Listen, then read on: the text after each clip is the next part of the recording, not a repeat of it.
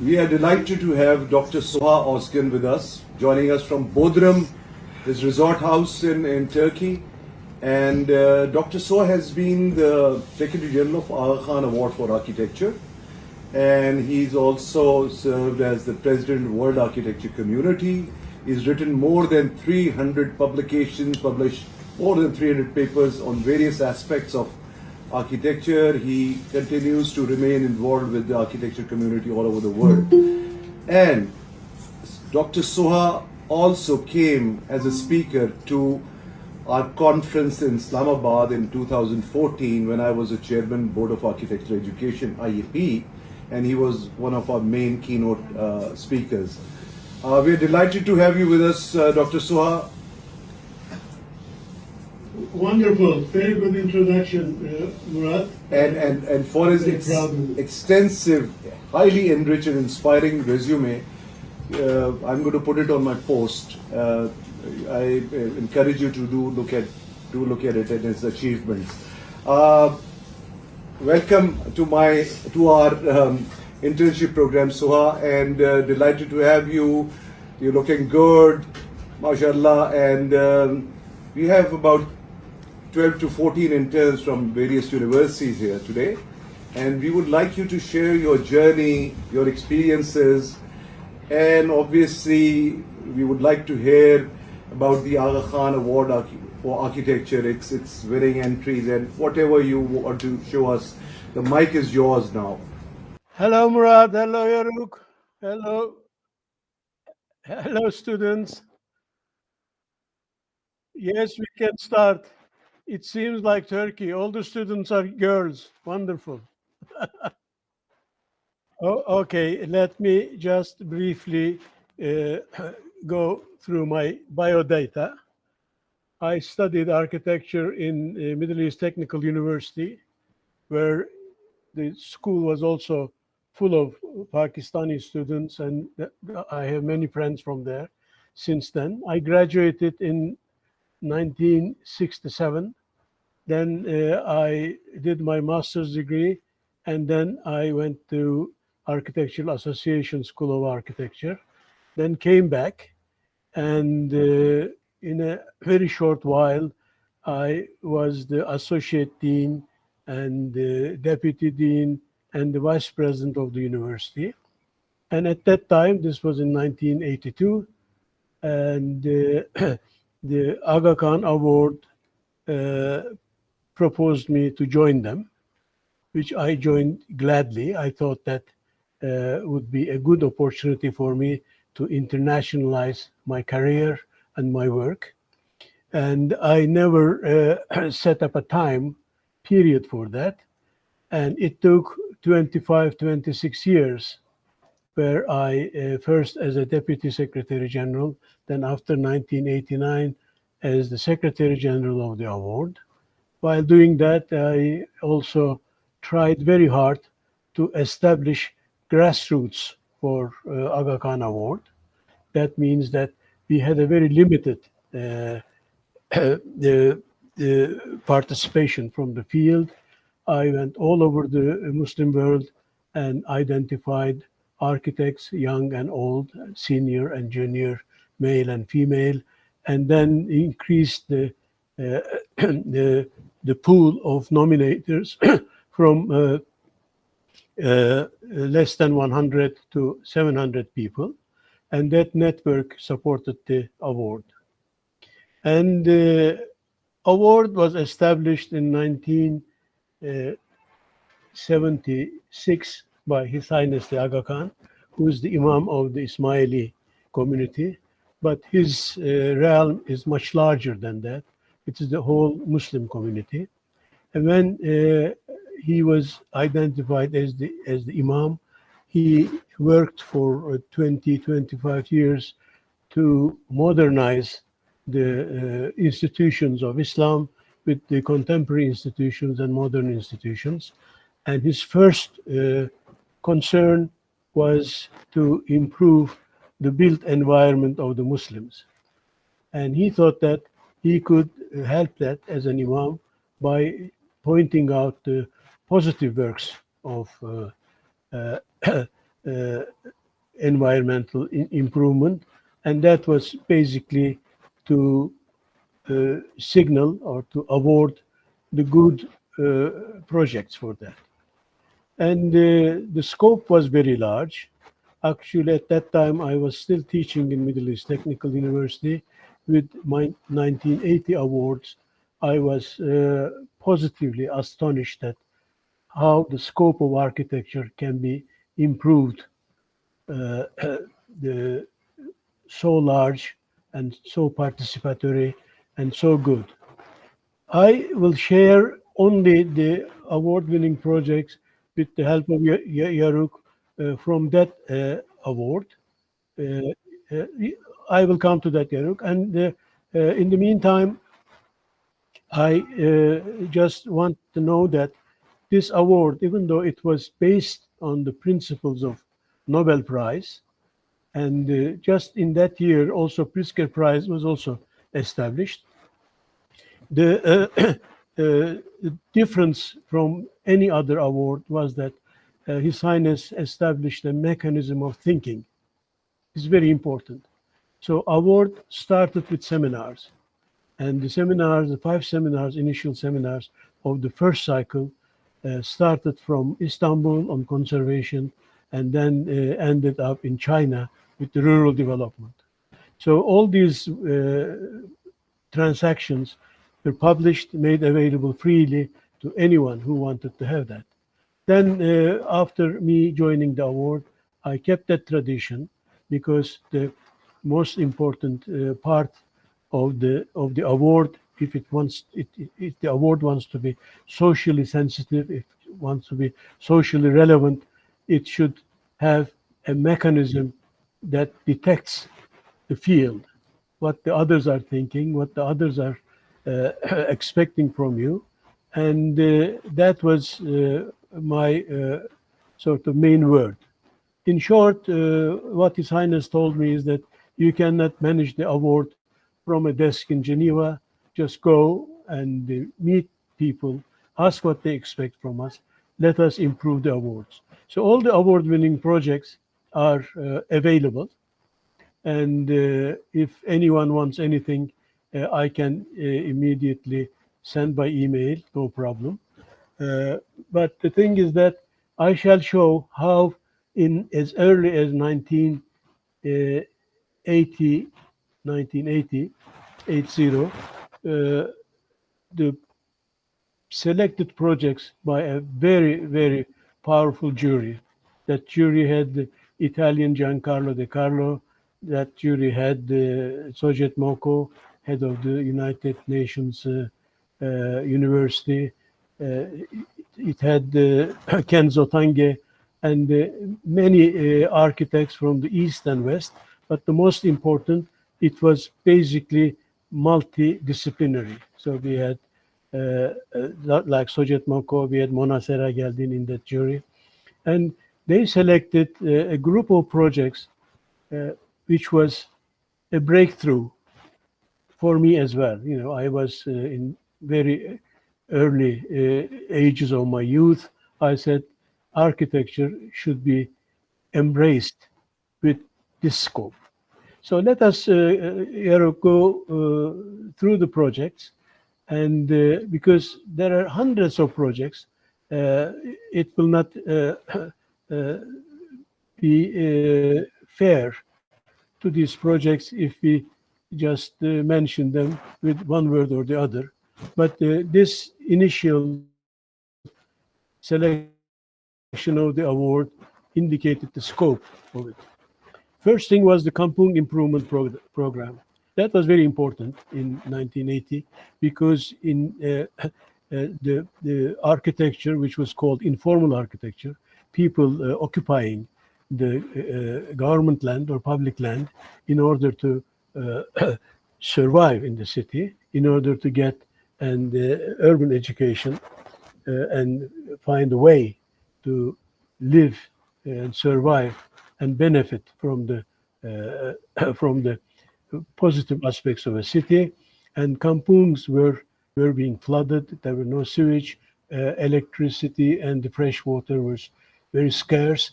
And the group of people who volunteered under the guidance of the municipality of Jakarta, they improved this area.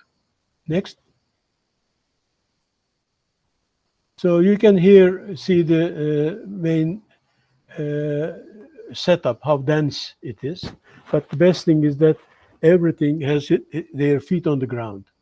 That is a very positive aspect to do.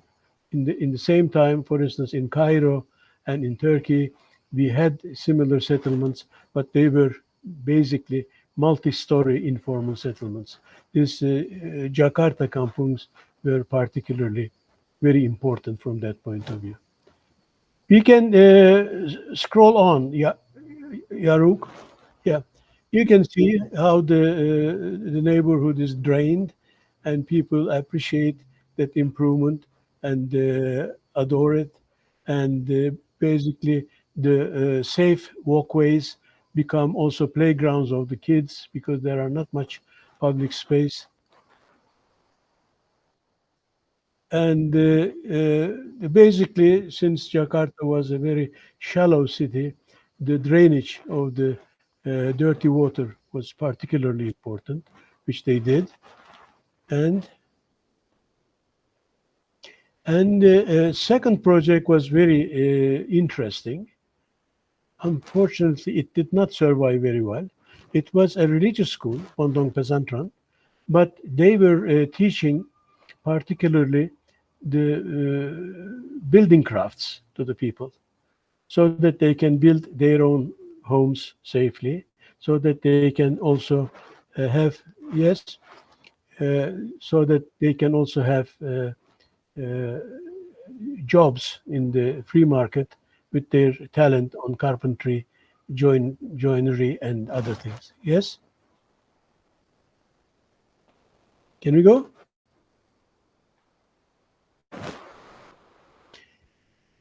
This is the Pondong Pesantren's building. Unfortunately, when I went there, it was not in a very good condition. So the project did not survive as we thought. Yes? You can see young people doing some carpentry and joinery and acquiring a talent which will be good for their lives for a long, long time. It is a project basically leading a way to Muslims so that they can gain talents in their leisure and become useful individuals to the society. Yes? This house, which I am sure Murat or any one of you, when you come to Bodrum, will see, it was a summer house, yes, for a very important uh, music producer, Ahmet Ertegün, who is the person who was publishing the records of Ella Fitzgerald, Rolling Stones, and Ray Charles, all these people whom you know. And Ahmet Ertegün, yeah, anything? Sorry? Anyway, uh, Ertegün, for his summer house, took these two buildings on the shore of Bodrum, and he joined them with the talent of Turgut Cansever, very famous architect then, and he turned into his basic residence. Until then, Bodrum people did not particularly uh, favor their traditional buildings. But suddenly they realized that this world famous and world rich person coming to Bodrum and restoring their heritage into his lodging and bringing all these people whom I mentioned. This also includes some vice president of the also of some countries, and became a school of restoration and school of taking care of the heritage. Yes, we can go. And of course, when you come today, you will not believe that this was the state in 1980. It has, of course, attracted many things, and there was a marina built in front of it, and there was a shopping center built in front of it. Marina may be a problematic, but the shopping center is very nice and very humane and accommodating. Yes. So here are some settings of this thing. It still is one of the landmarks of Bodrum. There are many people coming there. Unfortunately, we lost both Ahmet Ertegün and his wife, Mika Ertegün, and now it belongs to a foundation, not frequently used, but we are lobbying to make it as a center or a museum for music, particularly for jazz.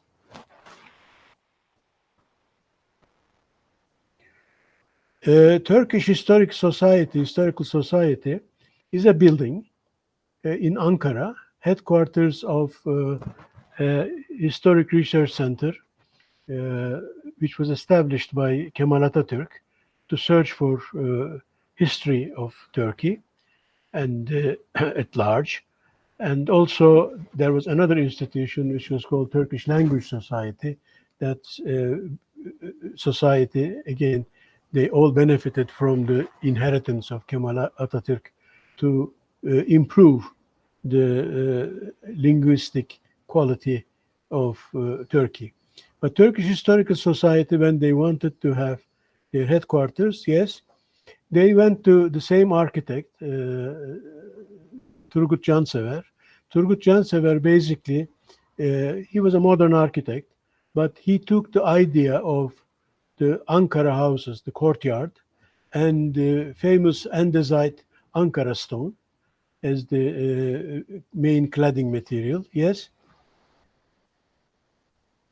And so the idea of the plan was a typical central Anatolian Ankara house, which was everything was organized around the courtyard, which is a sort of idiom of Muslim houses all around the world, from Maghreb to Southeast Asia. Yes. And fine detailing and very sophisticated plan of the Historic Society became a sort of a source of inspiration for Turkish architects and worldwide. And after getting the Aga Khan Award, of course, it was basically more reinforced in reputation. Yes?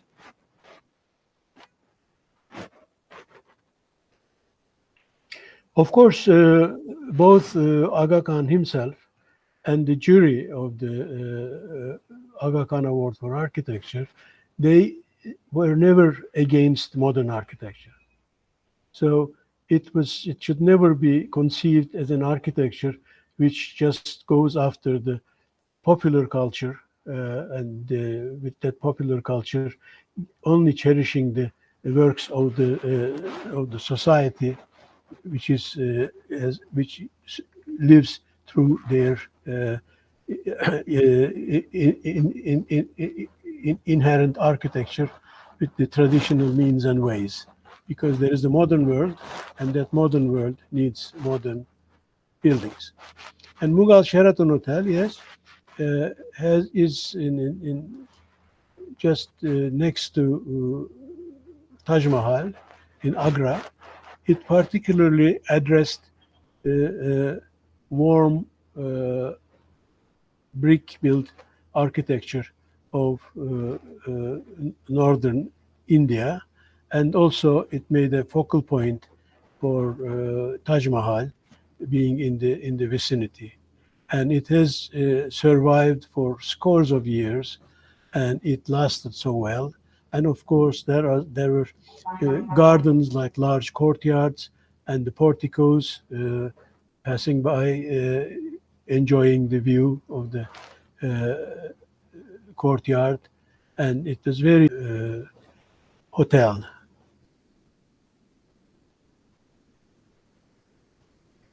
You can see references to the Islamic gardens, which is the, you all know that it is the garden of, not imitation, but sort of inspiration of the environment of the heaven, paradise. It comes as in physical terms as a water, green, and the enjoyment of the two and the nice environment. And the architects use that. Yeah. Conservation of Sidi Bou Said was a very, very important mission, which was taken over by the not by only the architects of Sidi Bou Said, which is a small neighborhood in the city of Tunis, in Tunisia, but also all the intellectuals and artists and the people who cared about their environment joined it. It's a civil society action, and they, yes, they uh, just agreed on the terms of reference for restoration and new building. So there were no eyesore, and people enjoyed the place, and it was just a civil initiative which just was realized by the enforcement of bylaws agreed by all. Of course, many places like streets and facades were brought into some contemporary setting. Instead of dirt and dust, they paved the streets so that the houses would be protected much better against the humidity. And Sidi Bou Said became an example of association of protection of the heritage of the city of Tunis, because it is just next to Tunis, and association helped them to execute whatever was legally possible, because the association of protection of the heritage of Tunis in Tunisia is a very powerful institution and did many, many good works, and they received many awards from the Aga Khan Award. So you can see, leisurely people comfortably sitting and strolling around. Yes. See, everything or all the outdoor spaces are public, and people can share and take enjoyment either with a cup of tea or coffee, or just sitting on the stairs and enjoying the calm, nice environment.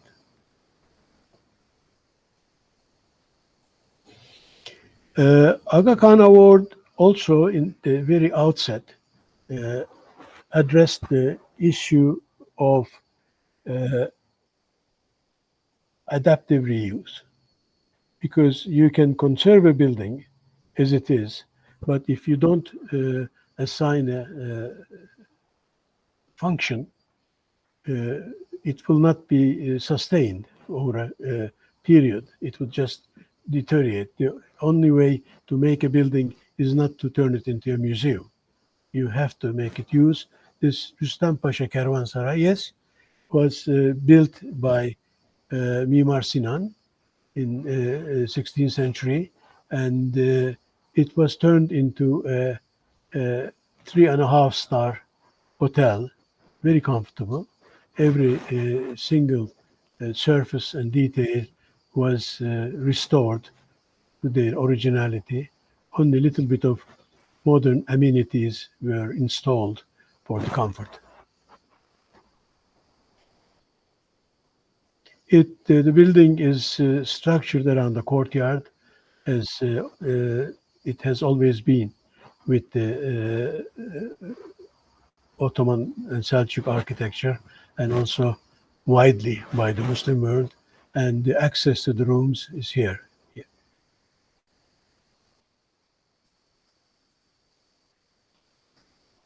This is the entrance to the reception.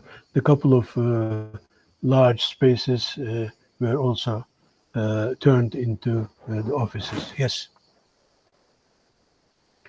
Here you can see the courtyard, the large one and the small one, which were all designed by the big master Sinan the Magnificent. Yes, or Sinan the Great, as we call it.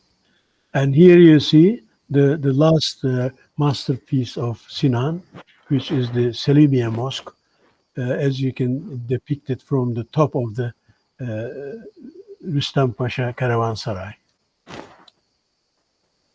Yes.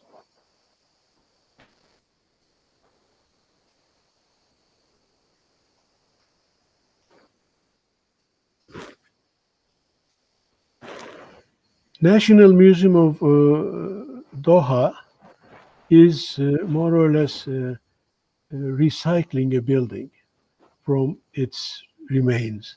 It was an old palace of the ruler of Doha, and you can see the ruins as they are. Yes, as they were. Yes, please.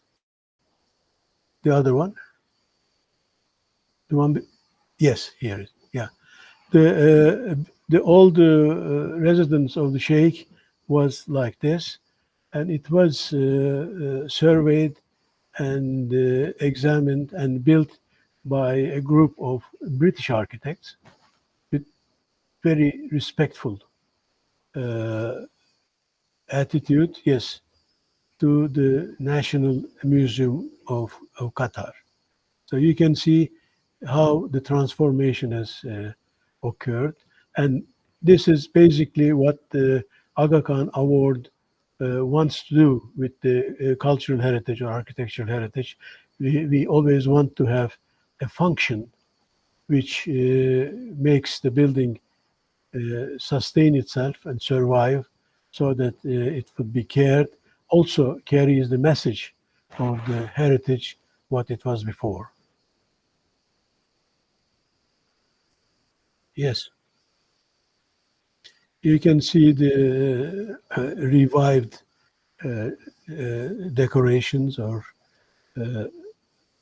other works of craftsmanship that sort of adorns the building. The other group of buildings, yes, please, is the Ali Kapı, the big gate, Shehelstun, the column, and Hashbehesht, the three buildings restored by Iranian Department of Heritage. This was way before the Iranian Revolution in 1970s, but they were restored in tremendous care, and they became the work became in itself, yes, please, a school of architecture and restoration. They went to the minutest details and restored it in the most authentic ways of craftsmanship. So it has not only became the school for the craftsmanship for Iran for many projects, but also it became the school of restoration for the world at large. Yes, please.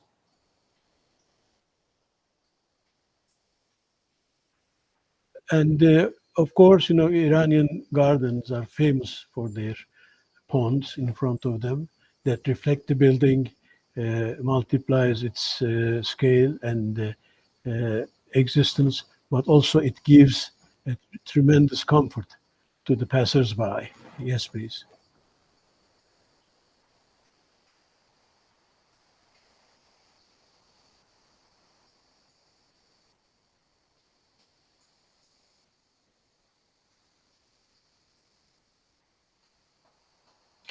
The building is in front of the main square. It is the Meydan. It was Meydan Shah. Now it's called Meydan Imam, and some people call it Meydan Islam, but it's the Meydan. Meydan means, as you know, it must be the same in Urdu. Meydan means plaza. Then The craftsmanship of the traditional building, when it was uh, continued or replicated uh, for the contemporary use, uh, was also signaled as a direction for taking care of architecture. This is a new house, yes please, done by Abdul Wahid Al-Wakil from the Cairo University. It basically takes the teachings of the famous Hassan Fatih, who was a traditionalist, and he revives it in the hand of by the support of the elite. Of course, in this thing there was some kind of a problem, which I had discussed with Hassan Bey, because when you talk about the building for the poor, if you decide to build for the rich, isn't it necessary? He said that, look, the rich people or intellectuals, they are the leaders of the society. If they adopt something, the others will follow. So this Alawa house belongs to a large and very well established family from Cairo. Yes, please. And the crafts he used, yes, please, was basically, you can see from the traditional architecture of brick, and the bricks were laid in the way that Al-Wakil designed them, but it was all in line with the traditional construction techniques. And it was covered with stucco and also waterproof by additional layers of gypsum. Yes, please. You can see the idea of a courtyard, as it's a sort of more or less the standard way of bringing the family together and keeping the privacy of the family within that realm. And Al-Wakil, even though his plan is original, his values were all traditional. And he became very famous. He worked for the present King Charles, and he did one of the colleges in Cambridge, and became very successful in the line of classicist architecture. And he won the Aga Khan Award twice. Yes, please.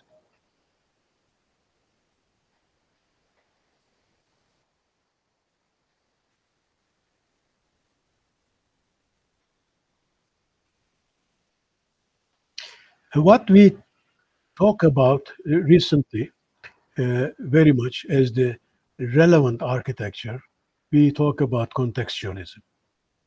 And we happened this during the reconstruction of Beirut. We happened this in many projects in the Muslim world, Tunisia, and in Turkey, in many other places.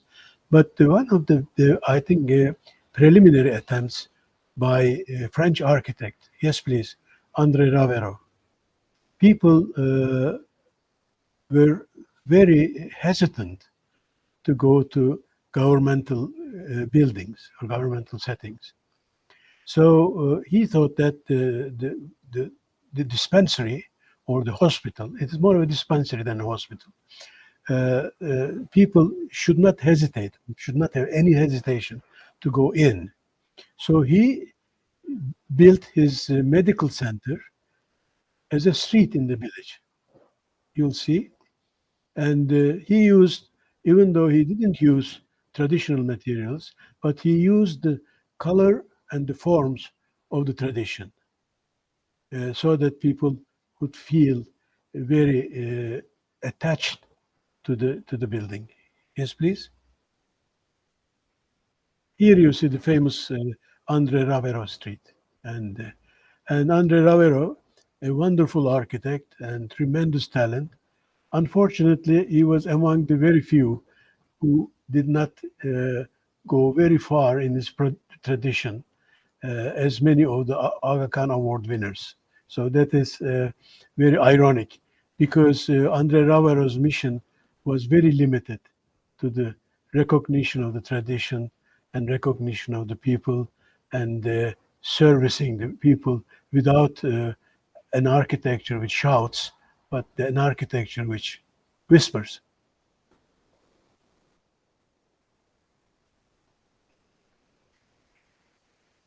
And of course, in 1980s, this building was found so attractive, it made covers to many, many journals as a sort of icon of the cherishing of the tradition. Yes, please.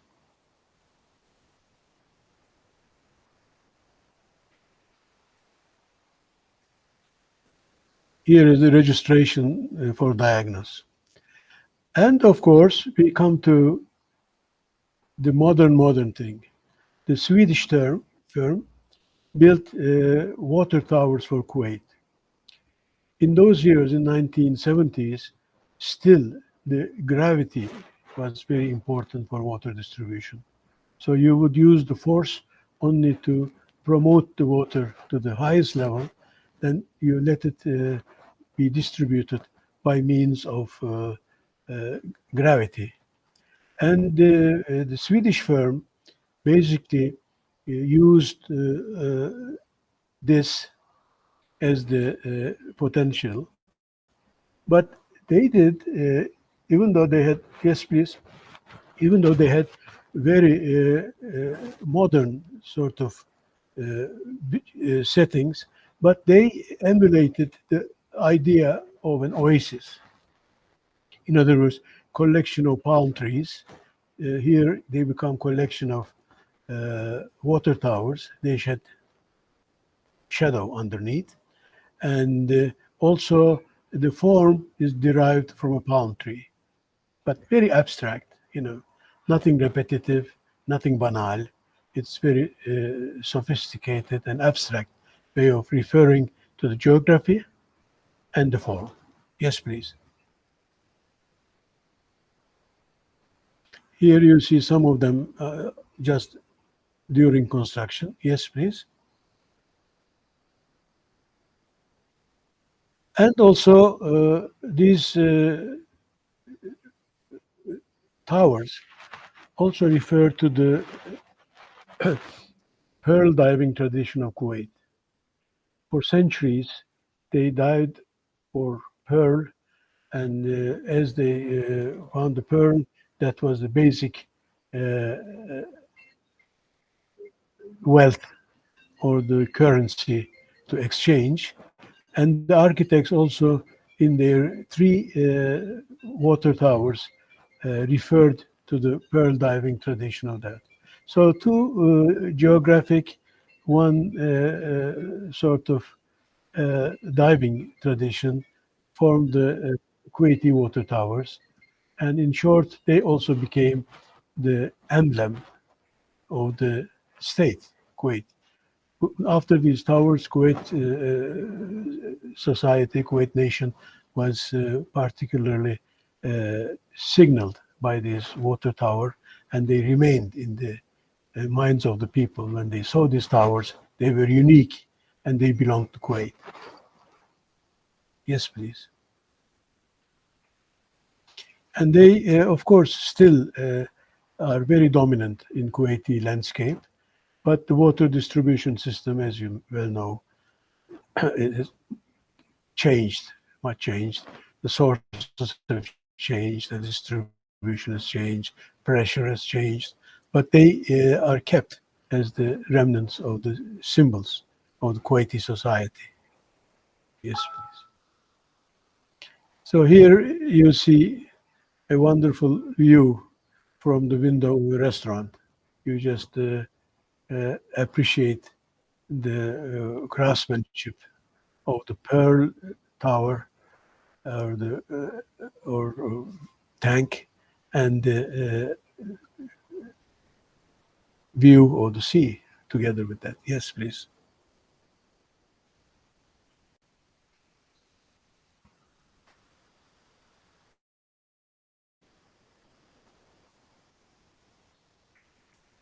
After the earthquake in Morocco, in Agadir, uh, of course, there are many ways of building. Uh, but architect Zavako reinvented the tradition of courtyard housing. He thought that the courtyard housing is a territory which can be managed by a family, which can be very private, and public functions could be filtered in, and it is a generic form of housing. He did not build many, but he built quite few to deserve the Aga Khan Award. Yes, please. I wish he could have thousands of these buildings as widespread housing tradition, but unfortunately they remained as prototypes.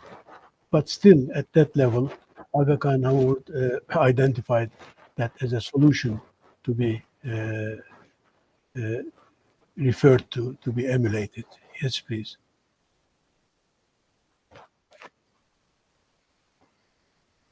It's a small courtyard, where you only put your feet into it, touch the earth, and feel the warmth and the happiness of it. But that is actually the generic form in our societies. In many societies, the same. People always want to have their little backyard or front yard or a courtyard.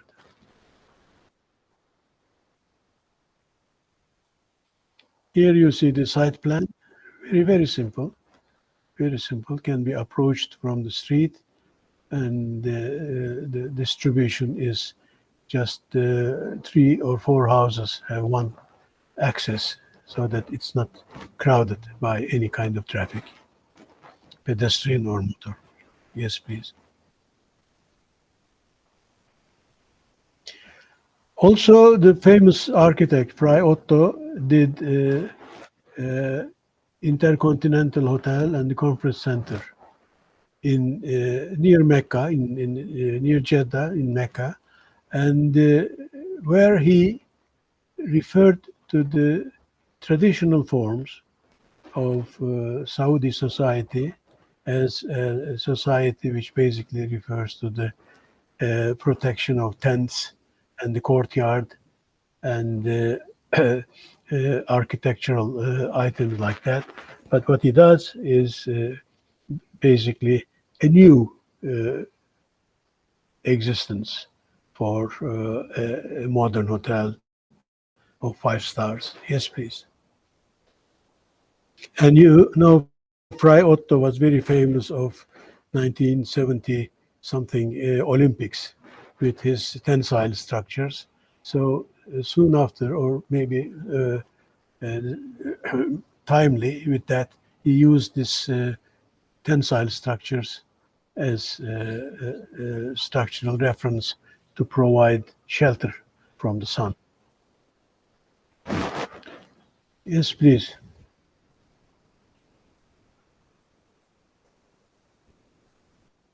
You can see the modern technology coming to help to hold these tensile structures in place, but he also added some warmth with wooden or steel grills covering the space. Yes, please.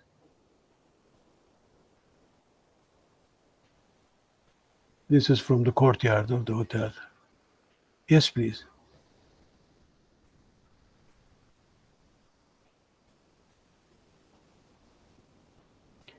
Did we finish? Yeah. Oh, yes. Here you see some other aspect of it.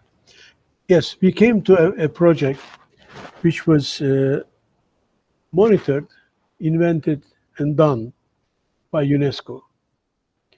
You know, in the most deprived uh, skin of the earth is desert. Desert has nothing but sand, and sand would be a wonderful building material with very little, not more than 5% addition of fine cement, with the addition of finer grains of desert sand, pressing them into, yes please, pressing them into blocks, and construction this training center. And very simple, very abstract, but still refers to the tradition of vaulting by basically clean and neat forms derived from this the pressurized building blocks. The pressurized sand turned into building blocks and used here. And it also trains the agricultural trainees here, the center. But on top of it, it also has the main workforce, where the students and workers of that.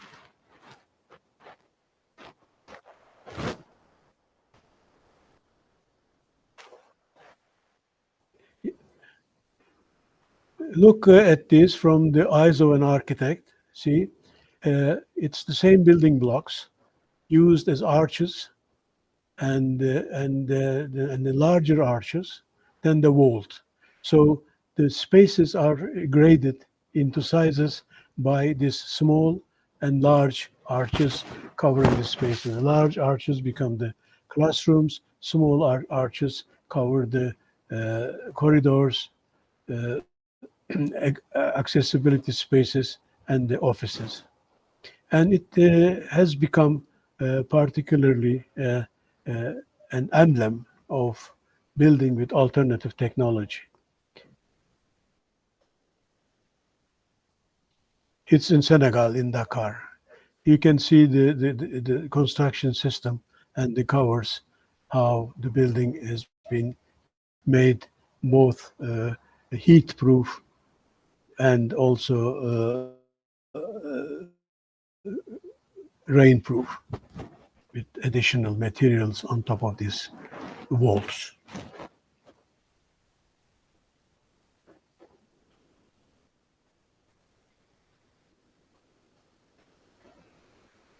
Of course, in time, when I visited the place, I noticed that they put some graffiti on the walls, cherishing the idea of agricultural production and whatever.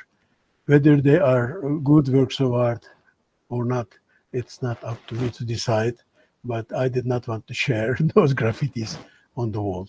But they were all done with good heart, good intention to cherish their buildings. Yes, please. But you can find them in the internet easily. See, this is a shot from the leisure time when they are playing not chess, but the gammon of some sort.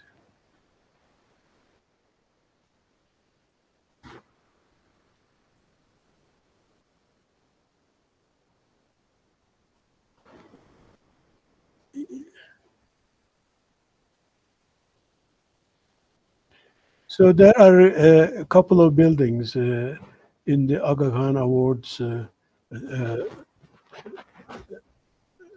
realm, and this Dakar, Senegal Agricultural Training Center remains as one of the important ones which I used in my teaching many, many times. There are many others, but this is very important how one simple solution generates an elegant building and covers the function.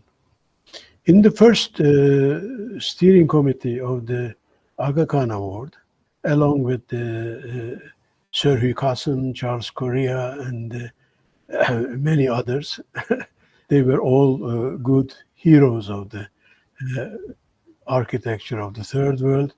There was Hassan Fatih. Hassan Fatih was a leader of the traditional architecture, and he was the only one who very openly challenged the modern movement. And in a way that I remember when I asked him, Hassan Bey, what do you think about the mirrored glass architecture? He told me, Suha, they are so afraid of their building, their they just reflect the others into their facades, which was the building in particularly in Vienna, in front of the cathedral. So he was mentioning that one. Anyway, Hassan Bey was given by the steering committee, but in his absence, upon the suggestion of the steering committee, the chairman's award. So when you look at the realm of the Aga Khan Award, Aga Khan Award picks up the projects which can be exemplary in some type of similar type of conditions as a solution. It is like not like the Roman law where you put the rules, laws, and define the punishments accordingly. This is like the British common law. You do something which becomes exemplary. And the Aga Khan Award, in the course of it, about 130 projects, exemplified good examples to be influenced or to be emulated. And Hassan Fethi was, with the traditional architecture, the leader of it. And his drawings were also particularly important because he referred to the pharaonic type of architectural representation, pharaonic type of paintings into architectural type of restoration. His gouache paintings were also given to the Aga Khan Award, and we kept them in Cairo in the rare books section of the American University. We didn't want to take them out of Egypt. Yes.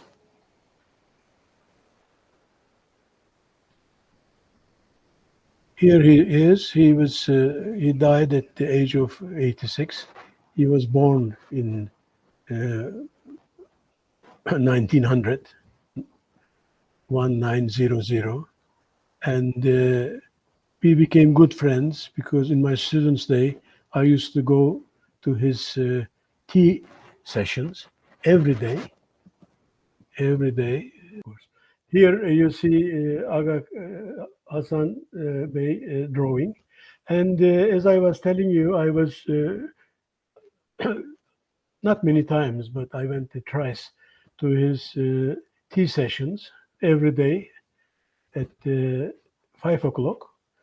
His doors open and he is there and he discusses anything you like, anything you like, anything you want to know. Sometimes I remember we discussed the tall ladies should have high heels or short ladies should have large hats and whatever. He is talking about the main proportion and the gestic and aesthetics and whatever, but he had very fine examples of his own. And he remained as a very good friend. I invited him to Turkey and he stayed for a very long time. And we benefited a lot from his mission. And he was a sort of some kind of a social advocate, I would say. He would, without you realizing or sensing, he would basically interview you for his solutions. He tests his solutions. Because when he came to Turkey, he was he had a project. He only had the abundant material, not as earth, but as bamboo. He was trying to see what can be done in bamboo.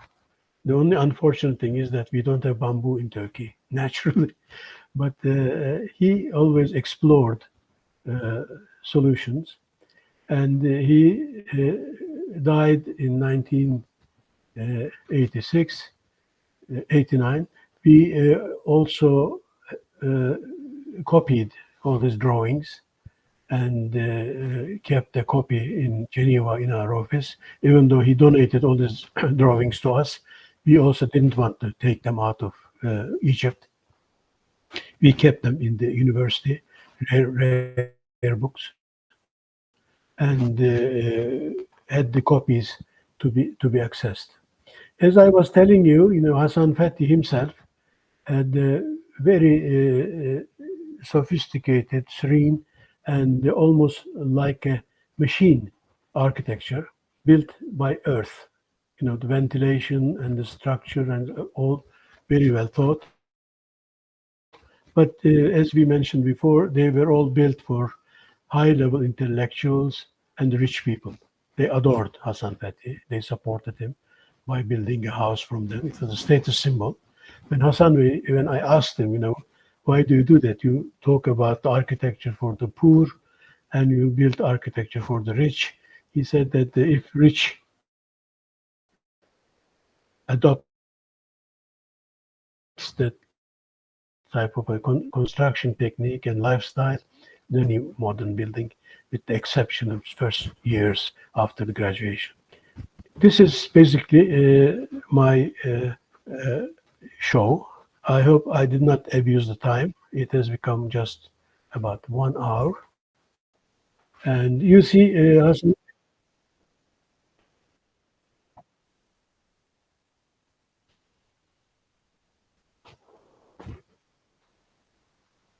I didn't get your question.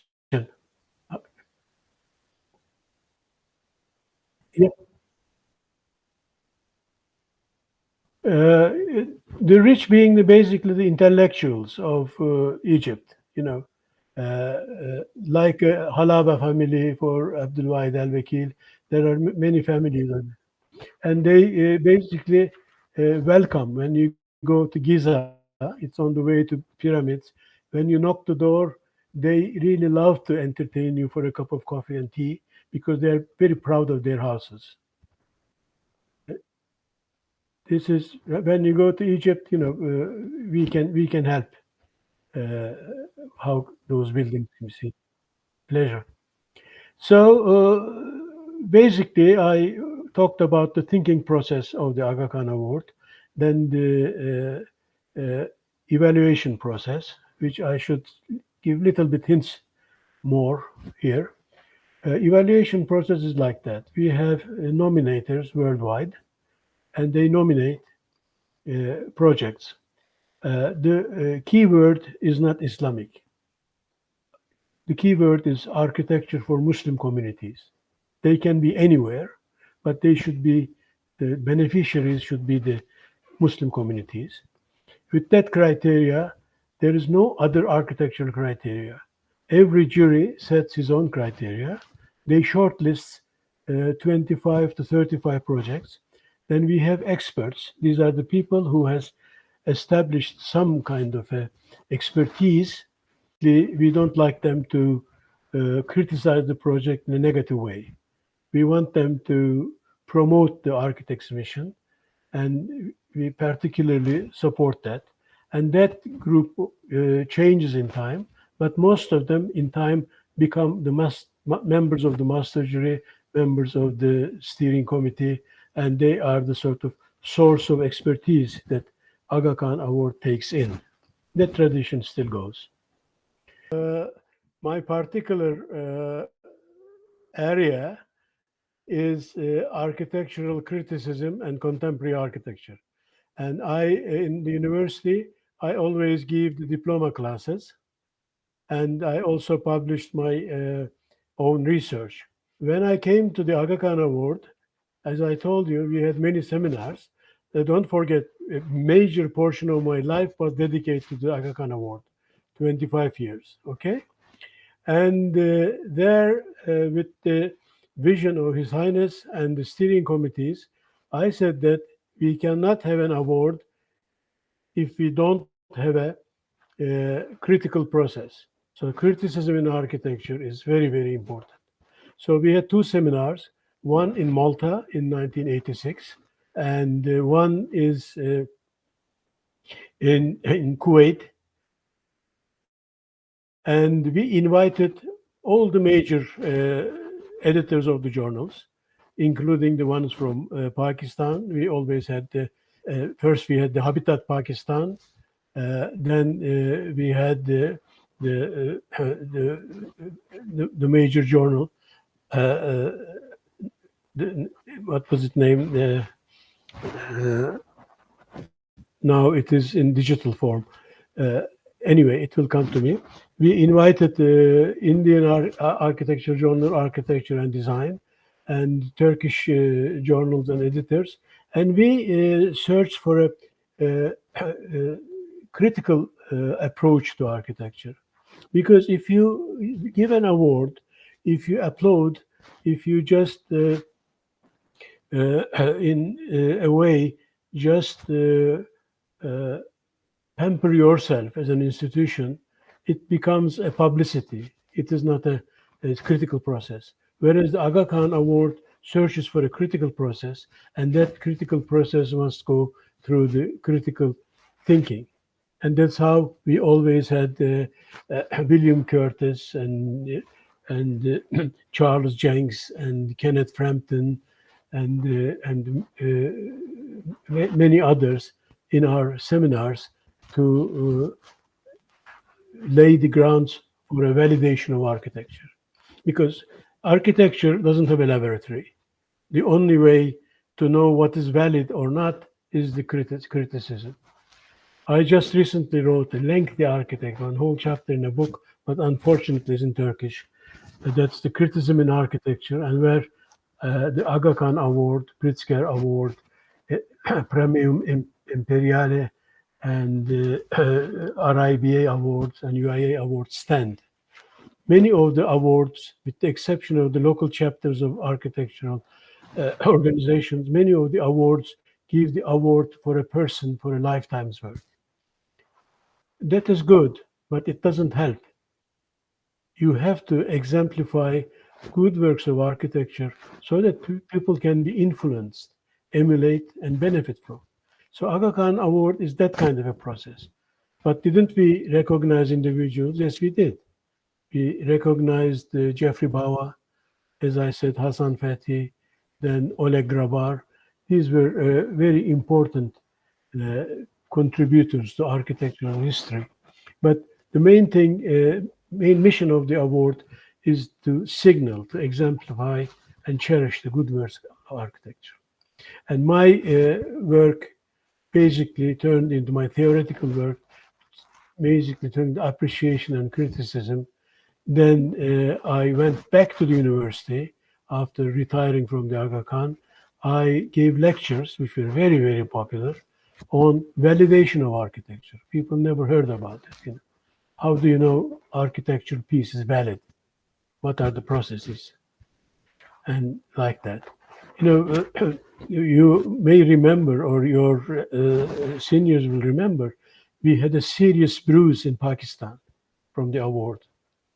When we gave the award, or the jury gave the award to Bong Mosque, and Murad, you'll remember, people were up in arms. They said that, look, this is not architecture, you know, you're on the wrong track. Then award corrected its path in 1989 with a completely different composition of the jury, and without ignoring the modernity and modernism and whatnot. Anyway, that's my life. I think that the contemporary architecture in anywhere in the world should be contextual. So when you built in New York, it's a different context. When you built in Lahore, it's a different context. When you built in Karachi, different context. If that context can yield to new inspirations, it also yields to good architecture. You know, Nair Dada, for instance, he's a winner of the award, and also for the project on the slum improvement projects, Pakistan got another award. On top of it, the ceremony, which I forgot to mention, the award ceremony for the 1980, the first cycle, took place in Shalimar Gardens in Lahore as the masterpiece of Muslim architecture. So there is no shortcut, but you'll find your way. You know. The other thing is that I'm sure Murat will join me. The most important thing is the good client.